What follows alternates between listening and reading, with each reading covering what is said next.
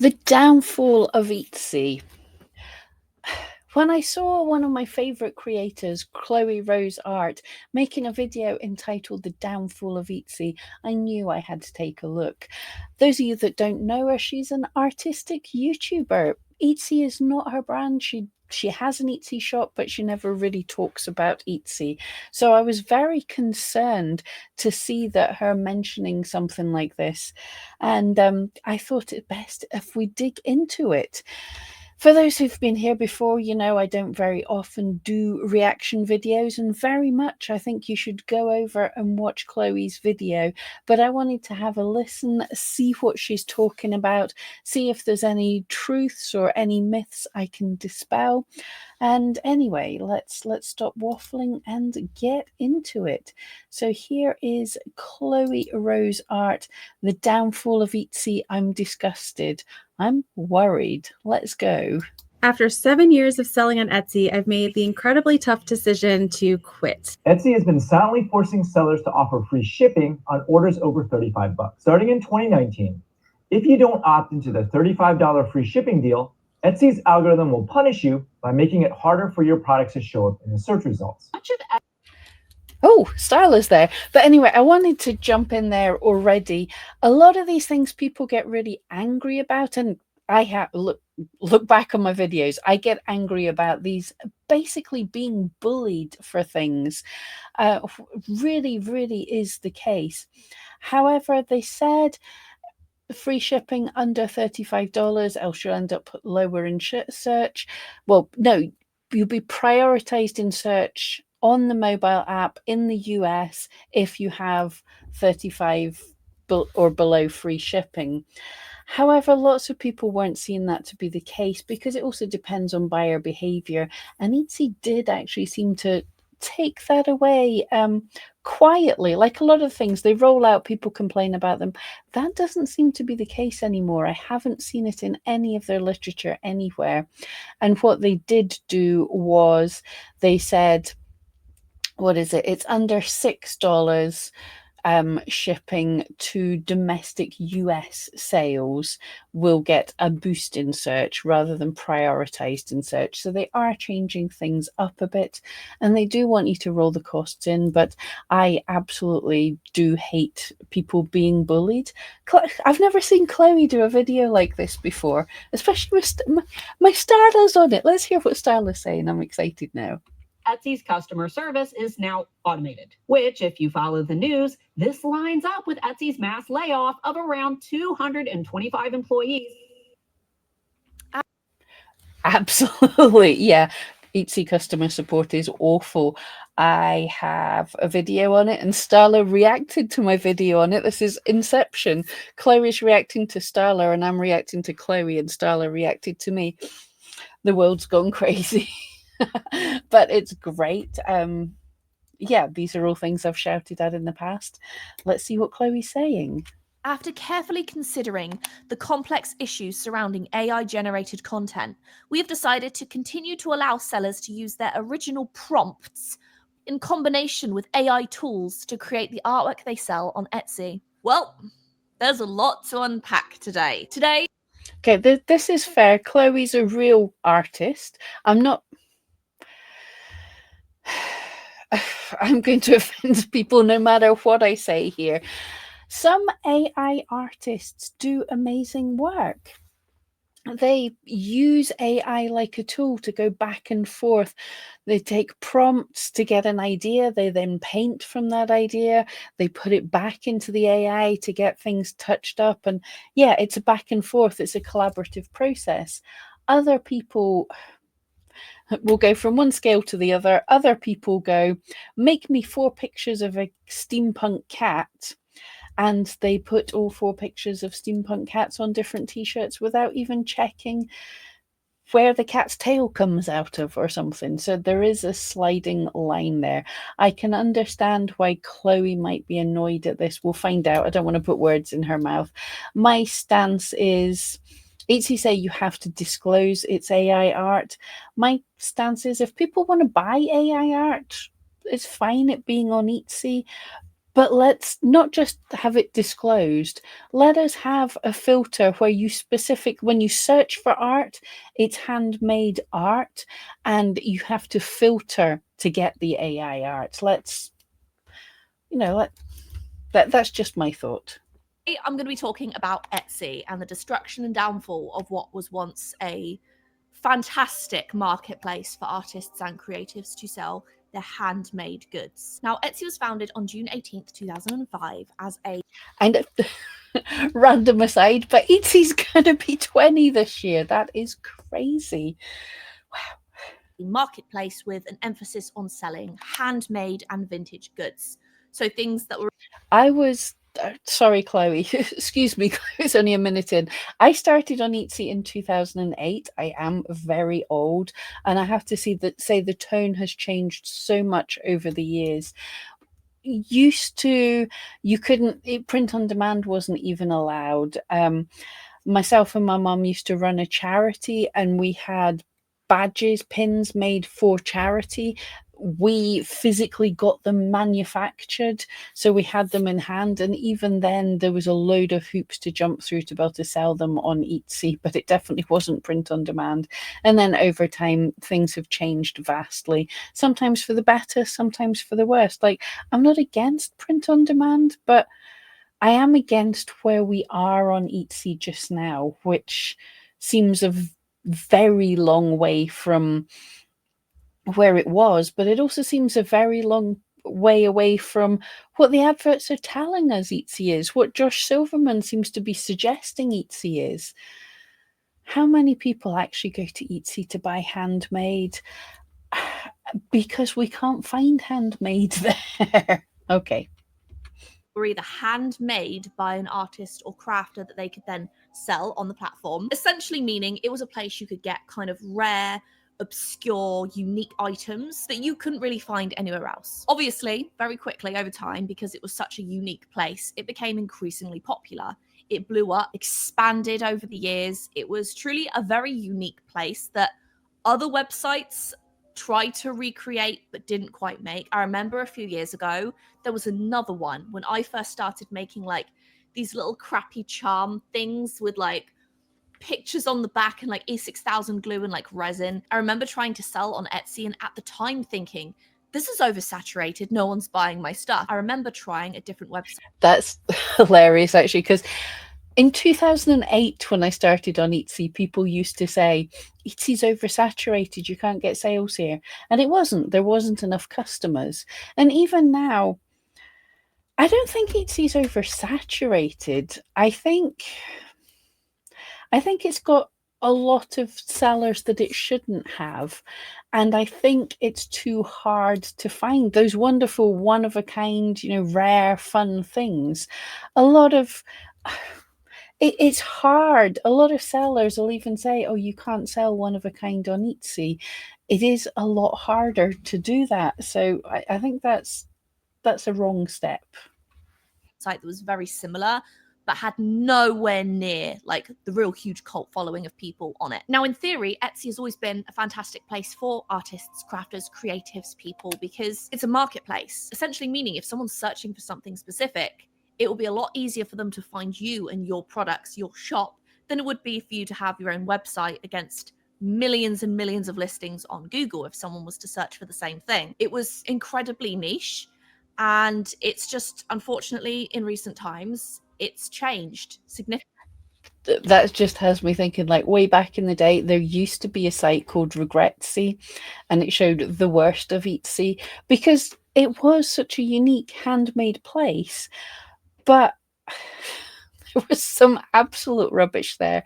And I remember someone was selling a cat toy, and it was a twig, not even a stick, a twig that had basically fallen off a tree, not even cut or anything, just a twig someone had picked up off the ground, a scrabby piece of string. It didn't even look like a clean piece of string, probably found, it would have been upcycling, and a feather, not a nice feather from a craft store or anything like that, a feather they'd found on the floor. And this was an item for sale on Etsy, a cat toy.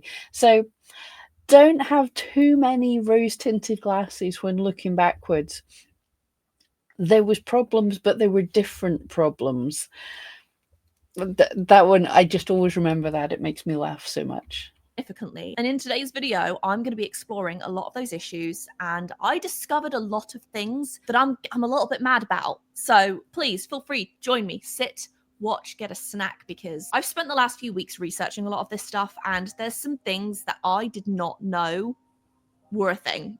Like, I am shocked, disappointed, and it's always been a joke that unless you're like the top 1% of artists selling their artwork, you're not really gonna be earning all that much. Like, the term I'm afraid to say, sorry, I'm butting in again. And sorry, I'm butting in. It's a reaction video. I'm supposed to butt in. But yeah, firstly, angry. I've been that. I do that quite a lot. But the top 1% doesn't even cover it. I think to be a top 1% seller on Etsy, you've got to make about 8,000 sales lifetime of your shop.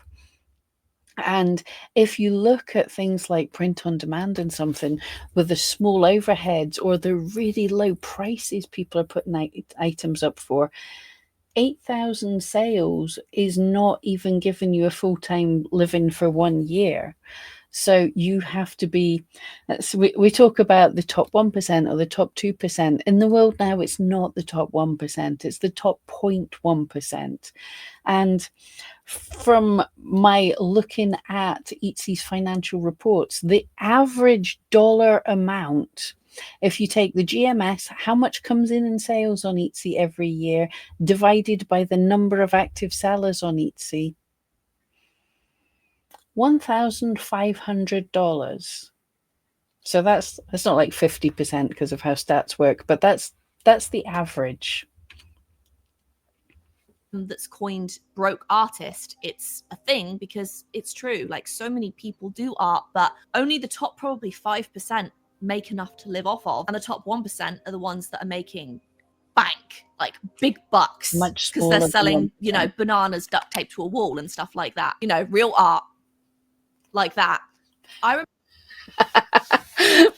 Sorry, I'm just, Chloe's a Brit too. Chloe pulls the same faces that I pull. She's got better editing and lighting, but she does the same faces. Remember, one of the first things I ever purchased from Etsy was from a seller called Caitlin Minimalist. She is the top seller on Etsy. Controversy there already, but that's one of the first people Chloe bought from. Let's hear what she has to say. Far as I'm aware, was one of the very first people to make something so incredibly unique. So she would make necklaces and rings and bracelets that basically she would like hand stamp with phrases and words and things like that. What was really cool about her is you could send her handwriting. I've seen this. Now, this isn't controversial. I love the idea of this, that Etsy should be personalizations, and it is so cool. And she would stamp that onto a piece of jewelry. And now what's really heartwarming is like those top 1% sellers now have their own platforms, their own websites where they sell their products. Like Caitlin Minimalist, for example, has a very, very professional website now where she still sells her products. She still sells on Etsy because Etsy's a huge part of her revenue. And so many artists that I admire, like Catnip, make a living on. I love Catnip. Yes. I've followed Catnip. I made a video about her in one of my This Etsy shops, and she even got featured in Etsy as well as a cool shop. Cat's lovely. Selling products on Etsy, they're huge sellers. But of course, these sellers that do so well then migrate over to their own website so they can kind of get, 2 different places at once. So during I can't help butting in. We probably won't do the whole of this video, so you'll have to go and watch the rest of it. But I was thinking, sellers who started on Etsy and expanded, one that I absolutely loved, and it was a British seller. I met her. I found out about her because of this. It was a place called Gorgeous, and she was a seller on Etsy. If I'm editing this, I'll add some, or I'll put some links or something. But her work was so amazing, sort of cute little doll characters, drawings of them. And she was such a success story because what happened was her work was taken up and a manufacturer took her on, and basically all her designs, she now doesn't have to market them. They're put onto bags, notebooks and things, and these go into like our garden stores and gift shops and paper shops. She's everywhere because it was such cool stuff. Well, I've not seen her quite so much lately, but her work got everywhere. I hope she got a good deal selling with a distributor, manufacturer, whatever it was, because her work was amazing. But it always warmed my heart back in the early days of Etsy. This was someone right at the beginning who did so cool, so well to go at least UK national, if not international, which I think is great. An artist who can just draw their designs and then pass them off to somebody else to, then go in and do all the manufacturing and advertising, promoting them. The pandemic in 2020, Etsy just completely exploded more than ever because people were not only selling their handmade masks, but people were buying them, which actually correlates to the fact that arts and crafts stores like Michael's, Joann's, Hobby Lobby all did increasingly well that year too. Most of this is down to face masks and people making them, there being like a lack of. Yeah, this was the thing. Etsy did great in that it turned a lot of attention to Etsy by getting these face masks in, but this was the start of a downfall as well. Things were already going down. When it floated on the stock exchange, that was a problem, obviously. Shareholders, obviously. But print on demand was going too big already, and then they had some massive problems with nowhere else was really selling face masks that were fun, and Etsy jumped in and filled that niche, which was fantastic. But you had sellers that were doing print on demand face masks, and they would put up, instead of one listing, they would have multiple listings, but each listing would have a quantity of 1,000 because it doesn't cost anymore for them to list it. But people were coming in massive numbers to Etsy to buy these face masks, and these brand new shops that didn't know anything about anything were selling out of these 1,000 of face masks. But the print on demand company didn't have enough supplies to be able to deal with this demand. So people were coming to Etsy and already having a bad experience with having to be waiting for a very long time. And lots of people saw the lots of sales happening on Etsy. Lots of new customers were coming into Etsy. So we had then a compounding of a lot of new sellers who didn't know anything about selling, weren't artistic at all, just wanted to make a quick buck. So they came into Etsy. And then we had a lot of people furloughed, so out of their normal job or not wanting to be in the job, and thought, hey, I've done kind of well in this boom time of selling on Etsy. I'm going to become an influencer on YouTube or TikTok or whatever was big for them at the time. And then they blew up by saying, I made millions and millions doing this really easy thing, and you can too. And then flooded the market with a lot more people going, oh, all I have to do is, because so and so told me, I copy this design that someone else is doing, I stick it on a load of t-shirts, and I sit back and the money comes in. And what's happening is all these new people coming in afterwards, after the big the big boost has happened, they're putting up their thousands of listings, they're watching the influencers hundreds of videos, but they're not making the hundreds of sales. Yeah, side note, but yeah, angry about that. Them in the world. Shares in Etsy quadrupled in 2020. 11% of this was in fact related to the fact people were making masks. I mean, people were literally like, and shares are not good in Etsy just now. Yeah, she says, laughing. I have half a share in Etsy.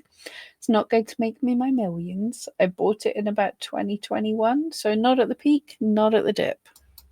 Cutting up their bed sheets and making masks and selling them on Etsy. It was a whole thing. And in the last few months of 2020, Etsy sold 24 million masks. A lot of the fact that Etsy did boom as much as it did in 2020 was because people were at home, They were bored. A lot of people were getting paid. A lot of people weren't getting paid, but people were just at home and they wanted something to do. They were sick of just doom and gloom all the time. So what do you do when you're doom and gloom?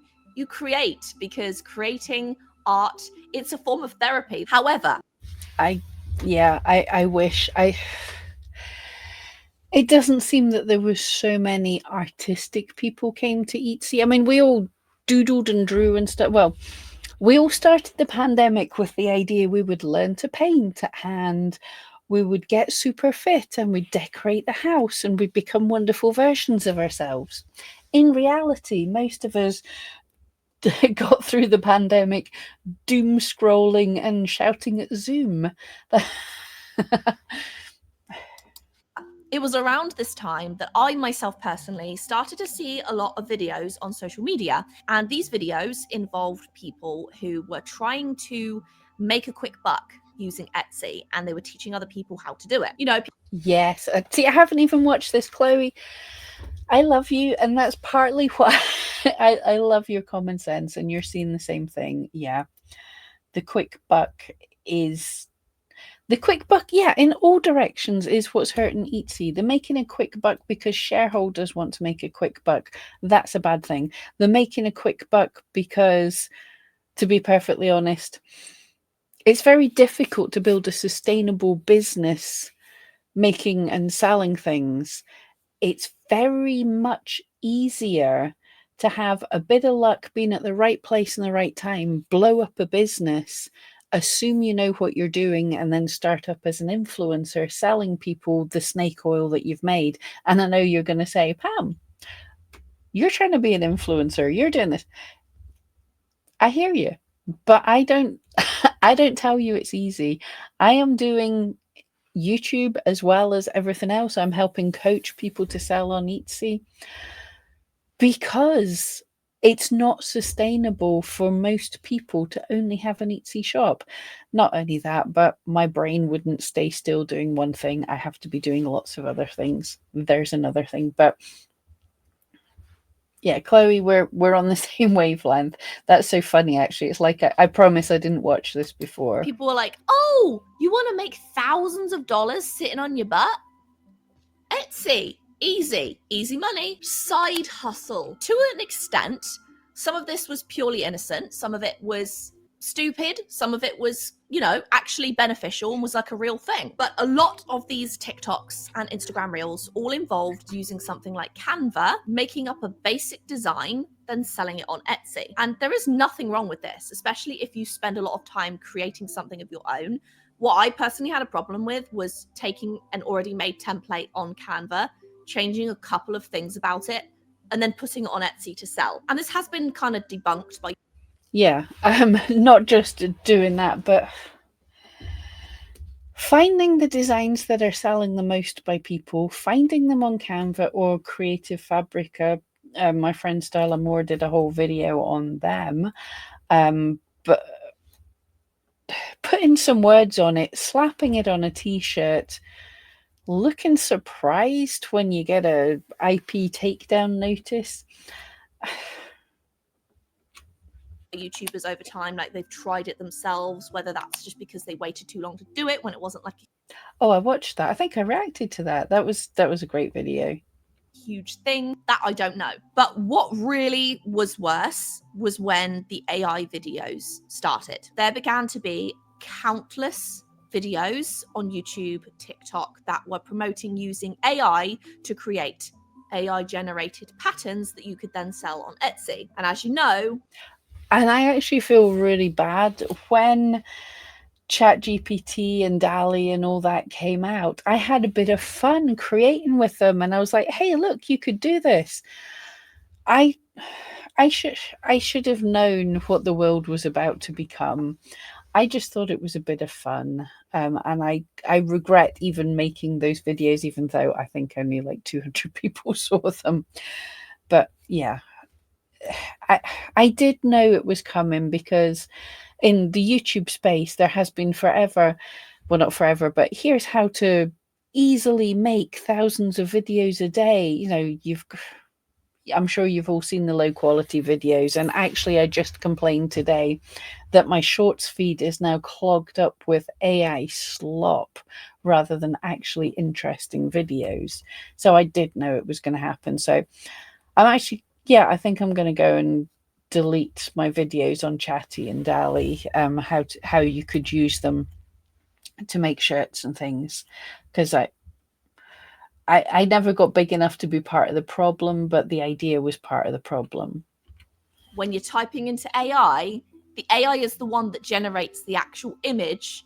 You're just the one telling it what to do. And this was like a craze for a while. People were like, oh, you can make thousands of dollars doing this. This is huge. You can do all this stuff. It's great. You can use AI, utilize AI, and then you can sell it on Etsy. Etsy is supposed to be handmade for creatives, for people who make their own stuff. Etsy's Sadly, they changed that. Was it last year? Now the distinctions are, what is it? Made by you, sourced by you, designed by you, or curated by you.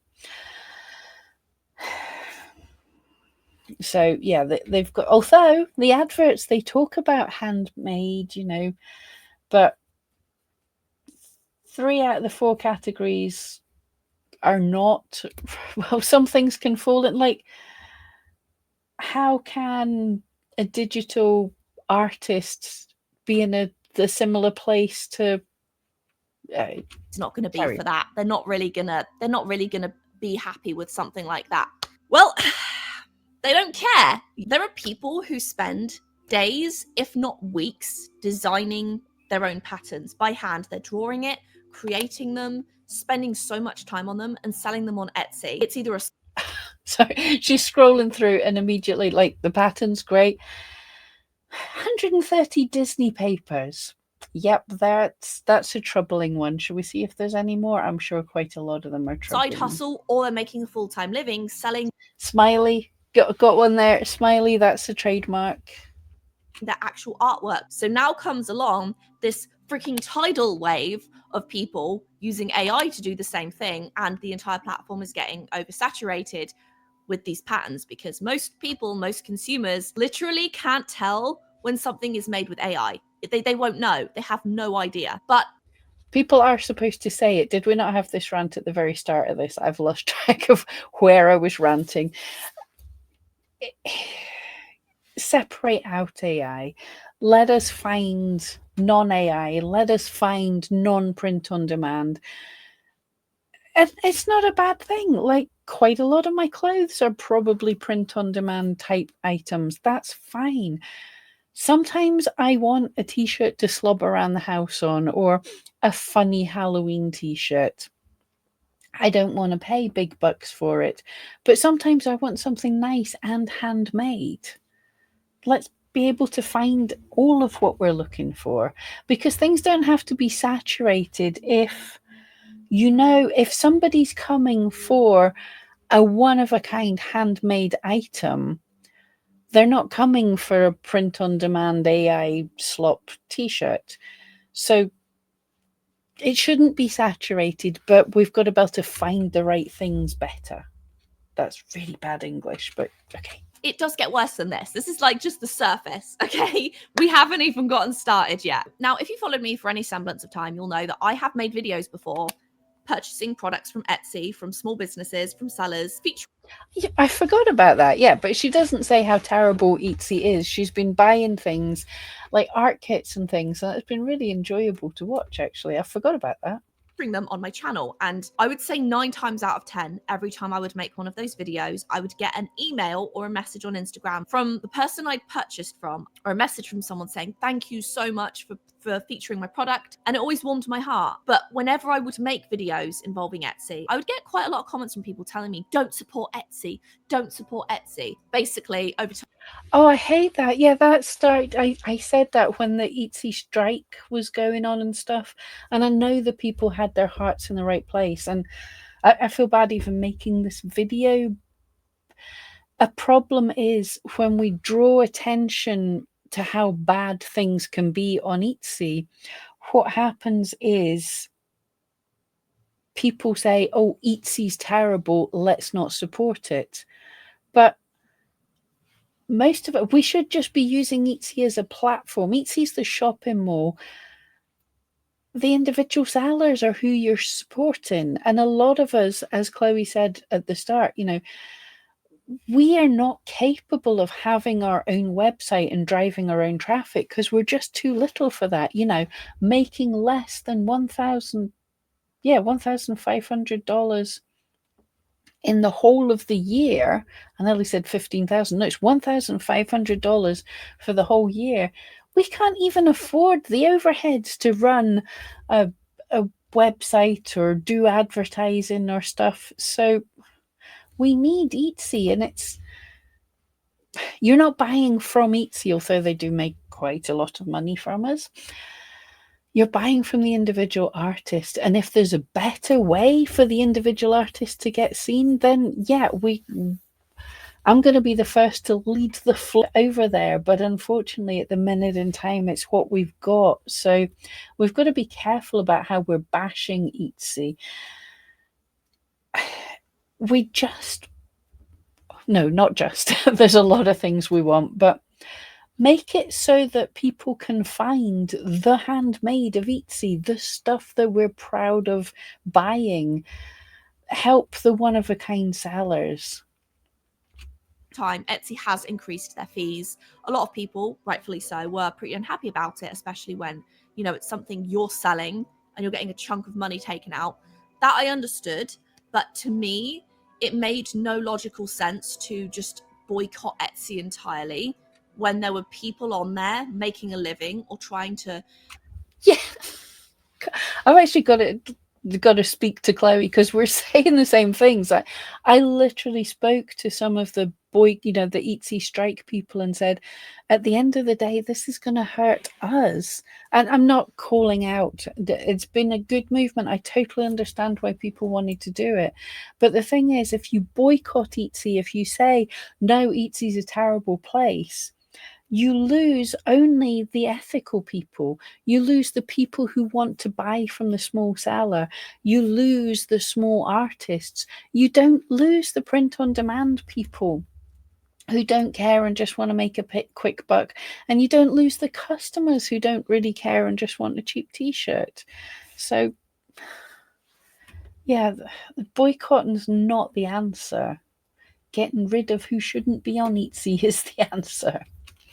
Feed their families, because the only person really suffering from boycotting Etsy, yes, Etsy to an extent, but it's the small businesses that are suffering. As long as it's such a tiny extent. I've seen and I've heard many times how Josh Silverman, they say they don't care if they lose a shop or whatever else. They don't care about, to be honest, these people who are boycotting, how big buyers were they? There's people coming in and taking the place of all these things. But if one of my customers boycotts Etsy and doesn't buy from me, that hurts me way more than it hurts Etsy. I hope that makes sense. As I remembered, Etsy was always a 20 cents listing fee. So every product you list is 20 cents. And to this day, that still stands. It is still 20 cents a listing. But like eBay, who is also a complete ripoff, Etsy raised their fee from a 5% selling fee to a 6.5%. It was 3 or 3.5, and then it went up to 5, and then it went up to 6.5. The thing is, when Etsy started, it, like anywhere, it has to try and gain traffic. So it had to entice in sellers, because you need sellers on a platform before you can get buyers. There need to be something for them to buy. So they enticed them in with low fees. And then over time, obviously, they have to put that up a bit. And Etsy's still one of the cheaper platforms out there. I haven't run the numbers in a little while, but it still is cheaper. Etsy has to make money. Unfortunately, as I talk about in their financial reports, the GMS, the amount of money coming in from sales is slightly going down since the pandemic, but Etsy's revenue's going up, and that's because they're taking more off of us. So the fees went up. That makes a difference. And then there's this charge for starting a shop, and then the ad fees are increasing. They started charging us for offsite ads. So basically, the minute in time, their business model seems to be, let's take more money off of the crafters. Selling fee, which doesn't sound a lot until you're selling something quite expensive. Then you're talking quite a good chunk of change. So understandably, people were upset about this change. A lot of people just didn't want to shop on Etsy anymore. And again, my reasoning for shopping on Etsy and featuring them in videos over the last couple of years was always related to, well, I want to help the small businesses on the platform. I don't agree with Etsy, but also those people don't have a choice to go anywhere else because they probably can't afford their own website. And this is where it starts to get messy. I think Etsy has been so laser focused on competing and being like Amazon that they've really lost their way. Sure, Amazon is a marketplace. You know, Amazon started off as a... Yes. When Etsy started, what it felt like, what it was being sold to us like, was a crafty eBay. That's why I say Etsy. It stuck in my head because eBay, Etsy sounded the same. But the problem was, floating on the stock exchange means they need to have numbers to take back to the shareholders. And the pandemic, that boost that Chloe talked about, was a big problem because Etsy was growing nicely. The shareholders were grumpy but happy enough. And then suddenly Etsy did a big spike. And shareholders in the big scale are rich fat cats who don't do any work, putting their money into something and expecting their money to make more money for them. That's very rude of me to say that, but to an extent, that is kind of the thing that it is. So if Etsy does a thing that makes them lots more money, the next year they want that same lots more money and lots more money and lots more money. And the world doesn't work like that. So the fact that when the spike came and then has dropped down since, and yeah, things are struggling, it's still not far off where it would have been if we didn't have the spike and it had just been climbing along happily. But because we had the big spike, the fat cats with money that they don't have anything better to do with but to put it into stocks. Sorry. Are my politicals showing? It's not even a political side, because I bet you most of our politicians all have shares and they have money working for them. Good for them, when there's people who literally can't afford to buy food. Anyway, that's me now, lost half of my audience, but yeah. Chloe, continue while I calm down for a minute. The booksellers, they sold books. Now they sell frigging toilet paper. Like, you know, Amazon has adapted and changed to the times. And obviously, many people hate Amazon. The fact that Etsy is trying to be Amazon is what is such a huge downfall, in my opinion. In recent years, I have found a lot of things on Etsy that are also sold on Amazon. Now, unfortunately, on Etsy, there are a lot of companies. Amazon, which is bad, but there's a lot of things on Etsy that are sold on Alibaba, AliExpress, that these type of drop shipping companies that are basically, well, Etsy say they're working to stop this happening, but what sadly is happening is people who make their own things and then have their photographs stolen by some of these other companies, which it's not just China, like Amazon is stealing your stuff as well.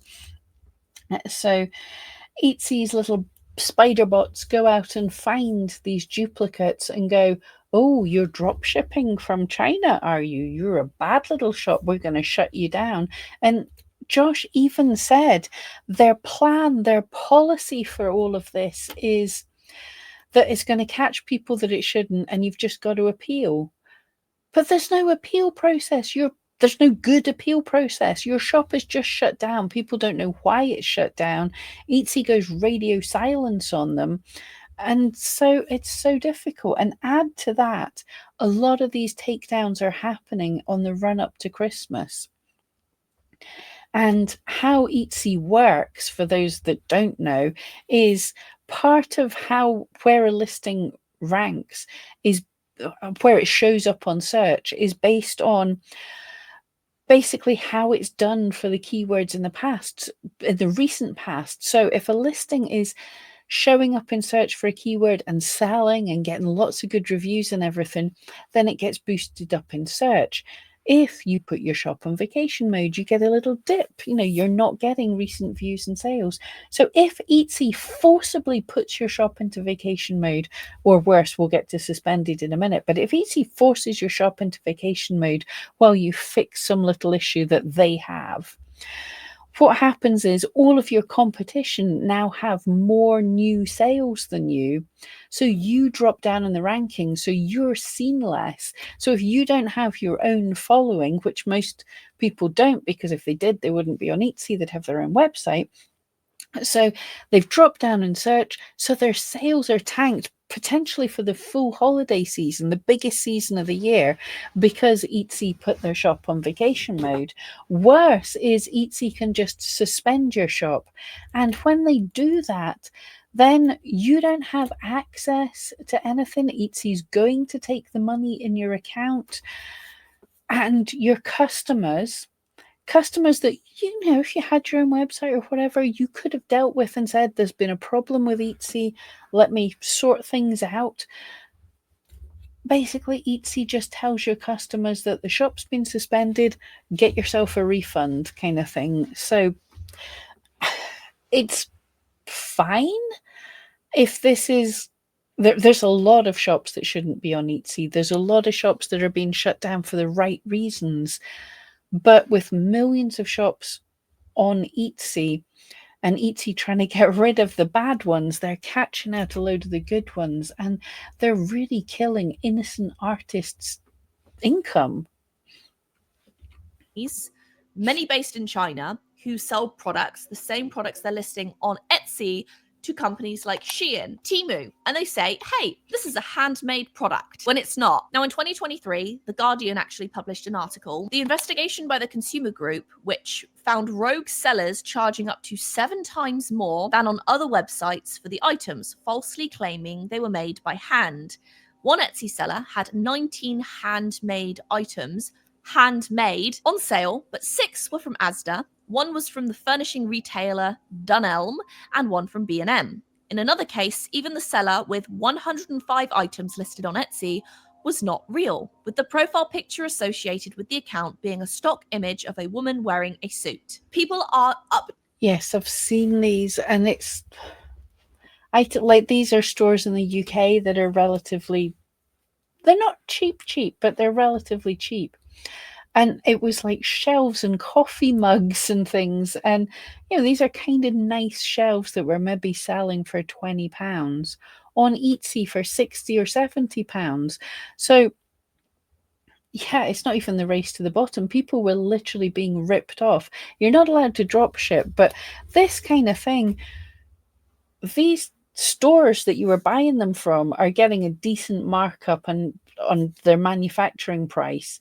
So these items have been made.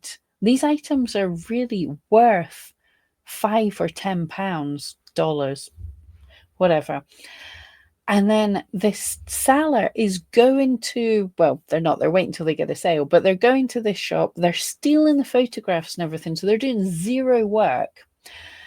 And they are charging like 3-4 times the price for something that they've not even done anything for.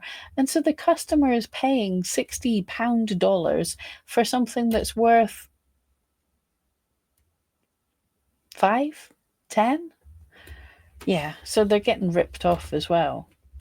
Charging products because they think they can, because it says it's handmade. They're kind of making a mockery of handmade products because, yeah, handmade stuff is more expensive. Go figure. It was handmade. It was expensive for the person to make. It took their time. It wasn't just highly manufactured on equipment that took 5 seconds. Of course, it's going to be more expensive. But because Etsy is supposed to be for handmade, people are like fobbing off Etsy and being like, hey, look, this product's handmade. We can charge $20 for it instead of 50 cents on Temu or Shein for the same product. So while it's not Etsy's fault that these listings are being made, because obviously there's probably thousands and tens of thousands of listings made every single day. It is their fault with how they are handling this. Etsy are cracking down on these stores, yes, but it's not working because people are getting their genuine listings and shops ripped down, and then trying to get them back up again for a lot of people has been just an absolute nightmare. There are people online that say that they find the products on Etsy and then they find similar products on Shein. We all know that Shein has stolen work from artists before. This is a known thing. We've seen this. Yeah, this is such a difficult thing, but yeah, Chloe, you're not just speaking the truth. I agree with you so much. I'm saying this before you're even saying it, and I feel we're even getting the same level of mad. And yeah, I'm here day in, day out trying to help Etsy sellers. So thank you so much for making this video. Yeah, everyone go over to Chloe and tell her to hallelujah, you're preaching to the choir. Absolutely couldn't agree with you more. There's been lawsuits about it. They've stolen like product designs to make their own. So sometimes when someone sees something on Etsy and they also see it on Shein, it's hard to tell whether it's the same product from the same company pretending one is handmade. She created Popflex. She was huge in the YouTube space, still is. Her brand called Bloggalates it's massive, but then she went one step further, created Popflex, and now has a huge brand behind her of different products. She went so far as to get her, I believe it was her skirt design, trademarked, which is both expensive and a lengthy process because she found her design on Shein. So it's really hard again to say And that product is. And that's something that most of us can't do. But there are ways, if your items are copied, to get them taken down. However, it's super difficult for us little guys to do it. It would actually, Etsy, it would be nice if you helped us out, because they are talking about looking at finding companies to help us with being an approved agent in the EU, and they're talking to politicians about the tariff situations and stuff. It would be really cool if you could help us with this. I think that would be good value. Is the same on Shein. Oh yeah, random. Talking of value, Chloe talked about the fees going up, and we didn't cover the reason the fee that last from 5% to 6.5%, the purchase protection program. For those of you that don't know, the purchase protection program is if someone buys off you and decides they want to steal off you, they open a case and Etsy gives them their money back. Okay, it's more nuanced than that, but that is part of it. Thankfully, at least Etsy is spotting to an extent if someone's doing this too much, and they will shut them down as a buyer. They won't give them their money back anymore. But yeah, in some ways, the purchase protection program has been good. In others, in my opinion, because it only covers up to, is it $250 just now? Items over $250 if a customer who have been trained by this system that Etsy's done, and it's not even trying to rip you off. If the item arrives late and Etsy makes up a figure on when they think the item should arrive, if the item arrives late, you get your money back. If the item is over the $250 and it arrives late, the customer still gets their money back, but Etsy doesn't cover it. Yeah? So a made-up rule by Etsy, a promise that Etsy gave that you did not give, Etsy can still take your money out of your bank. Is Etsy, or is the Etsy one actually handmade and the one on Shein is fake? And that's what sucks about the internet these days. So this is what's laughable to me about Etsy. It's literally on their website. It's been on their website for as long as I can remember. Keep commerce human. Etsy. Yeah, so that's my friend Starla did a keep Etsy human. We did the hashtag. We shouted at Etsy, and to an extent, they are listening, but it's too little. And it's difficult because you've got shareholders in one ear going, give me lots of money. And then we've got sellers in the other hand going, Etsy's not what it should be. Etsy's wrong. And then you've got customers going, we can't find what we want and we're being ripped off. So yeah, it's a huge problem. Do you know what I'm going to do? I think if you want, I will continue to watch the rest of this. Let me know. I'll do a second part of this, because myself and Chloe, I completely agree with everything she's saying. Hopefully I've got some extra insight into all of this, but I don't want to give away her entire video, and I don't want to keep everyone through my rants. Oh, I didn't mean to get angry, but yeah, I wondered what Chloe was talking about, and I'm so happy that Chloe as an artist is sticking up for us. At the minute, at this point, there's sort of nothing new here, but it's well researched and all pulled together and really great. And I'm interested to see where it goes. So I'll watch it. And let me know if you want me to make a second part of this. We're at 13 minutes just now. I'll make a second part, but definitely go over and watch Chloe's video. And if I don't hear from you that you want the second part of this, in fact, you guys watch it and tell me if it's something that I should react to. If it's a no, I shouldn't react to it, then I'll watch it on my own time. But if I should react, oh, what am I? Is it going to make me angry? Am I going to rant on camera? But anyway, okay, I should have gone large face here. Yeah. Let me know if that's something you want to see, but I don't expect you to watch any more than an hour of me ranting about this at one go. We'll take a breather. We will come back after you've watched Chloe and you've told me, do I need to react to the rest of it? But I thank you so much, Chloe. I don't doubt she'll ever watch this, but thank you so much, Chloe. We completely agree with each other, and I really appreciate you bringing up the little artist. Yeah. Anyway, I'll maybe see you in the next one. I'm going to go and have a long lie down.